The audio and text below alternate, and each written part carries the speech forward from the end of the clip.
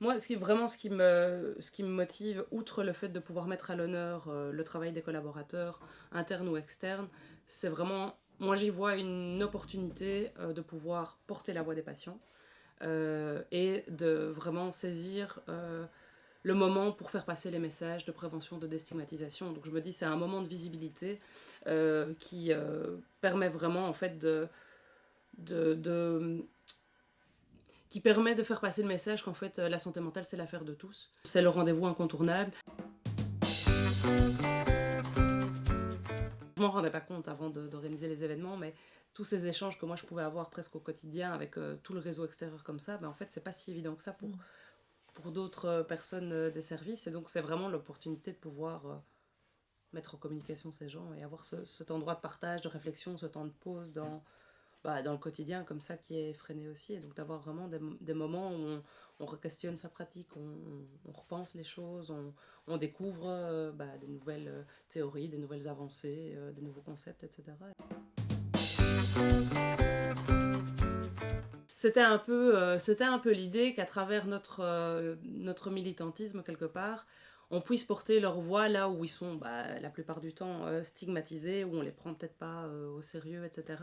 Et donc la première année, quand on a fait les portes ouvertes ici dans le service de psychiatrie de jour, c'était vraiment très touchant aussi parce que dans mon idée, en tout cas quand je l'avais conceptualisé avec ma collègue à l'époque, c'était que les familles puissent en fait rentrer dans les murs de la psychiatrie et se rendre compte de la vie qui s'y passait. On a des murs très colorés, on a des poissons, enfin voilà, c'est pas un lieu comme on pourrait éventuellement s'imaginer. Et c'était un moment symboliquement très important pour les patients qui sont venus nous dire c'était important pour moi que ma famille comprenne, voit l'endroit que je fréquente tous les jours, rencontre les personnes avec qui j'échange, etc. Et donc il y avait vraiment une espèce de reconnaissance quelque part aussi de symbolique de nouveau, hein, mais de la souffrance dont euh, qu'ils pouvaient ressentir à travers le fait de pouvoir vraiment partager un petit bout de cette intimité que nous on partage avec eux ici. Un des moments qui m'a le plus marqué, c'est quand une de mes collègues infirmières est venue me trouver en disant je te remercie vraiment pour ce moment que tu nous as offert à travers les échanges qui ont été permis, parce qu'en fait je me rendais pas compte que ça nous touchait tous. Et je me suis dit waouh, bah génial quoi, c'était vraiment ça que je voulais, que les gens puissent s'approprier en fait le sujet et se rendre compte que